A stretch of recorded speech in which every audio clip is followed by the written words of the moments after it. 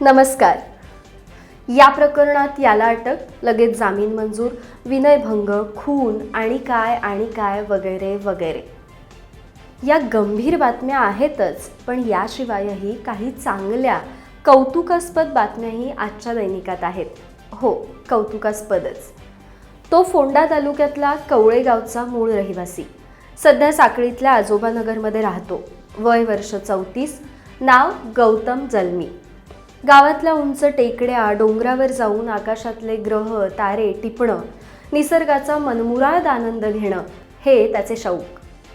पण ते स्वतःपुरतेच न ठेवता घरीच एक छान टेलिस्कोप बनवून त्यानं लहान मुलांनाही अवकाश सफर घडवण्याचा कयास बांधलाय. या तरुणाची ही गोष्ट आज नक्की वाचा. तुम्ही जर कदंबच्या बसने प्रवास करत असाल तर ही बातमी तुमच्यासाठी आहे.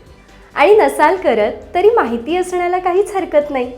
तर प्रवाशांची गैरसोय टाळण्यासाठी कदंब महामंडळ या आठवड्यात एक ॲप लॉन्च करणार आहे. या ॲपवरून तुमची बस कुठे पोहोचली, ती स्टँडवर यायला किती वेळ आहे, अशा गोष्टींची माहिती मिळणार आहे. यामुळं काही अंशी प्रवाशांची गैरसोय नक्की टळणार आहे. कोणतेच काम कधी लहान किंवा मोठे नसते. आपल्या अंगी असणाऱ्या कलागुणांचा वापर करत एखादा व्यवसाय करून सुखी समाधानानं जगता येतं.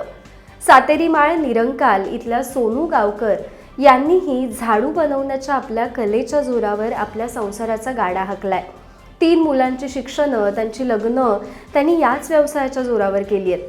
वयाची 70 गाठली तरी आजही ते वर्षाकाठी 200 ते 300च्या आसपास झाडू बनवतात. त्यांच्या घरीच येऊन आजूबाजूचे लोक झाडू घेऊन जातात. त्यामुळं कुठे बाजारात जायची गरज त्यांना भासत नाही.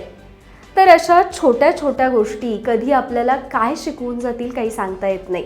म्हणूनच या बातम्या आजच्या दैनिकात नक्की वाचा. काय माहीत आज तुम्हाला याच डोसची गरज जास्त असेल.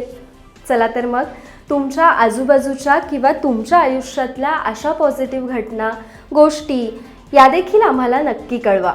आमचं दैनिक गोमंतक TV हे यूट्यूब चॅनेल नक्की सबस्क्राईब करा आणि सगळ्यात महत्त्वाचं पॉझिटिव्ह व्हा, पॉझिटिव्ह राहा.